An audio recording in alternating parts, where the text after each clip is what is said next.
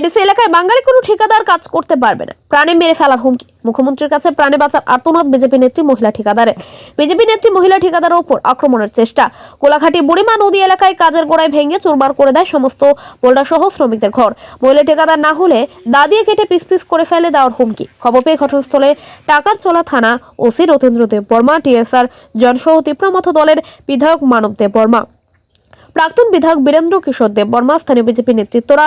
গোটা এলাকায় দেখা দেয় তীব্র উত্তেজনা। রাজ্যের মুখ্যমন্ত্রী প্রফেসর ডক্টর মানিক সাহার কাছে ঘটনার সুষ্ঠু তদন্তের দাবি জানিয়ে প্রাণে বাঁচার আর্তনাদ জানান মহিলা ঠিকাদার সরস্বতী লোধ।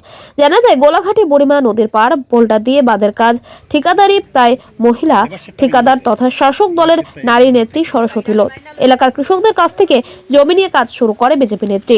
কিন্তু কাজ ভালোভাবে শুরু করার আগে স্থানীয় 70 থেকে 80 জন দুষ্কৃতিকারী মুখে কালো কাপড় বেঁধে বুধবার দুপুরে মহিলা ঠিকাদার বিজেপি নেত্রীকে প্রাণে মারার চেষ্টা করেন। এদিকে এলাকার তীব্রমথ বিধায়ক মানব দেব বর্মা খবর পেয়ে ঘটনাস্থলে ছুটে যান। প্রাক্তন বিধায়ক বীরেন্দ্র কিশোর দেব বর্মা জানান, রাজ্য সরকারের উন্নয়নমূলক কাজে বাধা দেওয়ার চেষ্টা করছেন শরীর দল। তাদের বিরুদ্ধে আইনগত সমস্ত ব্যবস্থা গ্রহণ করার আহ্বান জানান।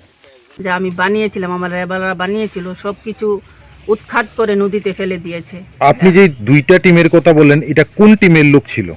একটা তো বিজেপি লোক ছিল, আর আজকে যারা এসছে এরা তীব্রমতা থেকে এসছে।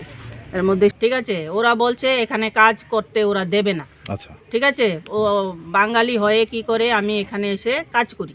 আচ্ছা, ঠিক আছে, আরও কি জানি বলেছিল, ওই আমার লেবারকে বলেছে প্যাড দিয়ে নাকি সাফল ঢুকিয়ে দেবে।